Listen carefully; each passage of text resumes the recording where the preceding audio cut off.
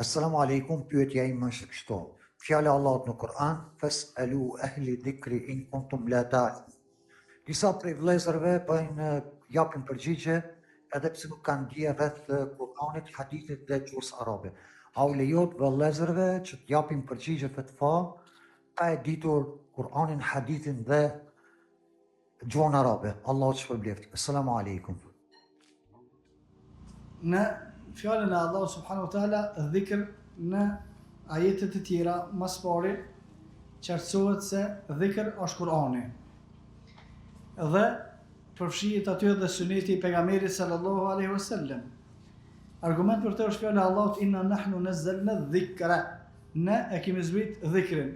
Fas'alu ahla dhikri. Ne kemi zbrit dhikrin, pyetni ata që janë meritor për dhikrin. Domethënë dhikri është Kur'ani dhe suneti i pejgamberit sallallahu alaihi wasallam.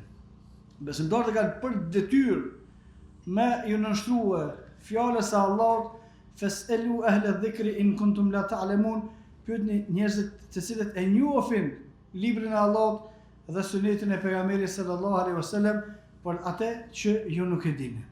Dhe është detyrë me i pyet ata të cilët e njohin Kur'anin dhe hadithin e pejgamberit sallallahu alaihi wasallam.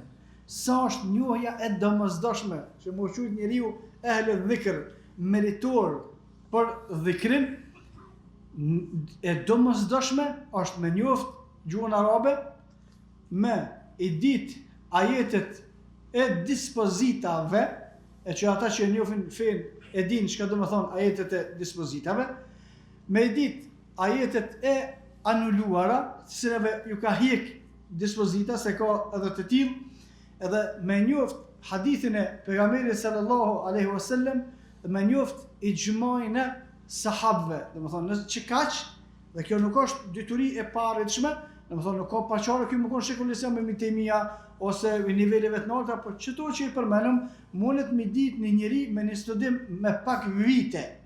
Domethënë nuk është që është e parritshme gjuhën arabe, Kur'anin, atë që ka të bëjë me dispozita dhe anulimet, hadithin e pejgamberit sallallahu alaihi wasallam, bazat me të cilat shpjegohet Kur'ani dhe hadithi, dhe me njoft ixhman e sahabëve në veçanti, disa kanë shkuar dhe mane, po ajo që është e domosdoshme ixhman e sahabëve. Nëse dikush për njerëzve e ka qëtë nivel të diturisë dhe është e detyrueshme me ditë se kush është ky njeri, cili është statusi familjar, çish e llogaritin familja vet këto, a llogaritin njerit dijes, a llogaritin cili është statusi që e ka ky në familje, mahalla vet, çish e njohin do, a njohin për njerit devotshëm, se jena të pyet për me shkuar në xhenet ose në xhenem, nuk muna me pyet një njeri që vetë ta pyesmi kush është ai. Do thonë, duhet me pas njohuri rreth gjuhës Kur'anit, hadithit dhe ixhmait, dhe më kon i njohur në vendin e vet si njeri që ka dituri dhe devotshmëri, Allahu a'lam.